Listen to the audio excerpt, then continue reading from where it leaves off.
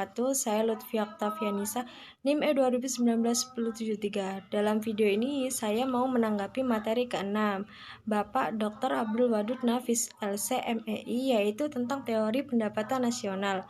Pendapatan nasional adalah nilai total output akhir suatu negara dari semua barang dan jasa yang diproduksi dalam satu tahun.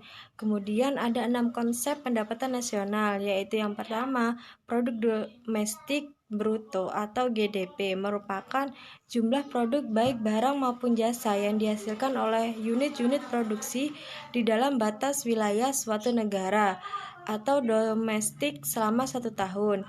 Yang kedua, produk nasional bruto atau GNP, yaitu nilai produk baik barang maupun jasa yang dihasilkan oleh penduduk suatu negara selama 1 tahun. Yang ketiga, produk nasional neto atau NNP, yaitu produk nasional kotor dikurangi penyusutan barang modal.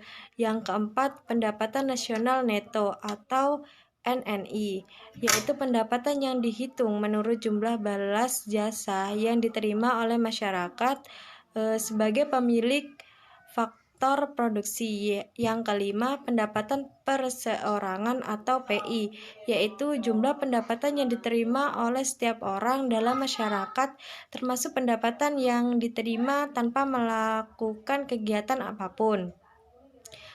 Yang terakhir, DI, yaitu pendapatan yang siap dimanfaatkan guna membeli barang dan jasa, dan selebihnya menjadi tabungan yang disalurkan menjadi investasi.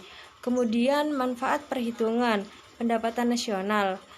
Yang pertama, untuk mengetahui tingkat kemakmuran suatu negara. Yang kedua, mengevaluasi kinerja perekonomian dalam skala tertentu. Yang ketiga, mengukur perubahan perekonomian suatu negara secara berkala. Yang keempat, memudahkan dalam perbandingan kinerja ekonomi dari setiap sektor. Yang kelima, sebagai indikator kualitas hidup masyarakat di suatu negara. Yang keenam, sebagai indikator perbandingan kinerja antara negara. Yang ketujuh, sebagai indikator perbandingan kualitas hidup antar negara. Yang kedelapan, sebagai indikator dan perbandingan tingkat pertumbuhan ekonomi dari waktu ke waktu.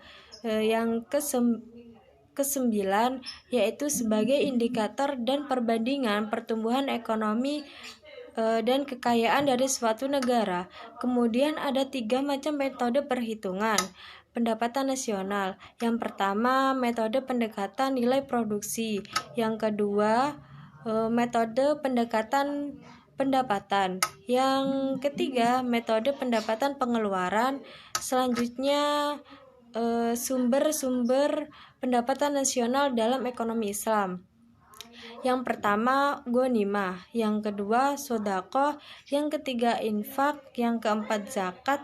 Yang kelima, usyir. Yang keenam, nisyah. Yang ketujuh, khoroj. Yang kedelapan, pajak tambang dan harta karun. Dan yang terakhir yaitu wakaf. Cukup sekian tanggapan dari saya. Kurang lebihnya saya mohon maaf. Wassalamualaikum warahmatullahi wabarakatuh.